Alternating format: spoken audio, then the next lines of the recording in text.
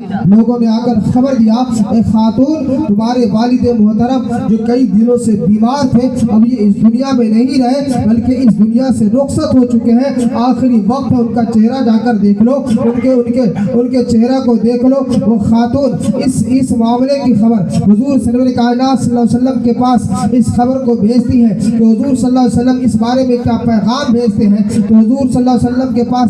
ایک قاصد کو بھیجتی ہے، وہ قاصد حضور کی بارگاہ میں جاتا ہے، جانے کے بعد کہتا ہے کہ یا رسول اللہ فلاں خاتون ہے جس کے والد محترم اس دنیا سے چلے گئے ہیں، لیکن اس کا شوہر وہ اپنے باپ کا چہرہ دیکھنا چاہتی ہے، لیکن اس میں یہ ایک شرط ہے کہ اس کا شوہر جاتے وقت یعنی کہیں سفر پر گیا ہے، اس نے جاتے وقت کہا تھا بغیر میری اجازت کے دہلیز سے باہر قدم نہ رکھنا۔ تو کیا وہ عورت وہ اپنے شوہر کو اپنے والد محترم کو دیکھنے جا سکتی ہے یا اپنے شوہر کے اس حکم کی تعمیل کرے گی؟ حضور سرور کائنات فرماتے ہیں کہ اس شوہر کو یعنی اس خاتون کو جا کر کہہ دو کہ وہ اپنے شوہر کے حکم کی تعمیل کرے اور اپنے باپ کے چہرے کو دیکھنے کو ترک کر دے، اس ارادہ کو منقطع کر دے، یہاں تک کہ وہ قاصد جب آتا ہے اس خاتون سے اس پیغام کو سناتا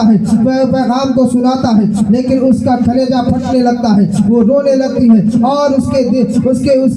کے منہ اس کے زبان سے آہیں نکلنے لگتی ہیں، وہ روتی رہتی ہے، آنسو گراتی رہتی ہے، یہاں تک کہ کچھ لمحوں کے بعد پھر کسی نے آ کر خبر دیا اے خاتون تیرے باپ کئی دنوں سے بیمار تھے، یہاں تک کہ وہ اس دنیا سے رخصت بھی ہو چکے ہیں اور لوگوں نے تمہارے قریبی رشتہ داروں نے ان کو غسل بھی دے دیا ہے، اسے کفن بھی پہنا دیا ہے، یہاں تک کہ تابوت پر لاد دیا ہے، اب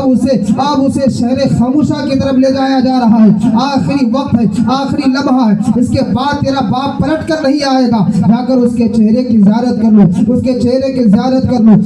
زیارت کر لو۔ وہ عورت جانے کا ارادہ کرتی ہے، بالکل تیار ہوتی ہے، لیکن جیسے دہلیز پر پہنچتی ہے پھر وہ خیال آ جاتا ہے کہ میرا شوہر جاتے وقت مجھے اپنی دہلیز سے بغیر اجازت کے منع کیا تھا نکلنے سے، میں کیسے جاؤں؟ یہاں تک کہ پھر کسی آنے والے کی آہٹ سنائی پڑتی ہے، اسے وہ خاتون پردے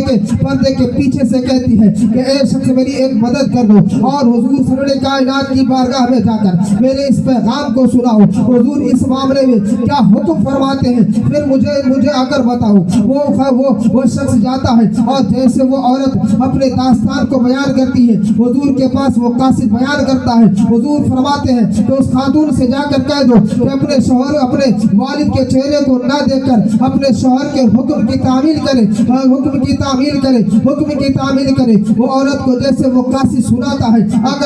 ہے وہ عورت پھر واپس پلٹ جاتی ہے، گھر میں بیٹھ جاتی ہے۔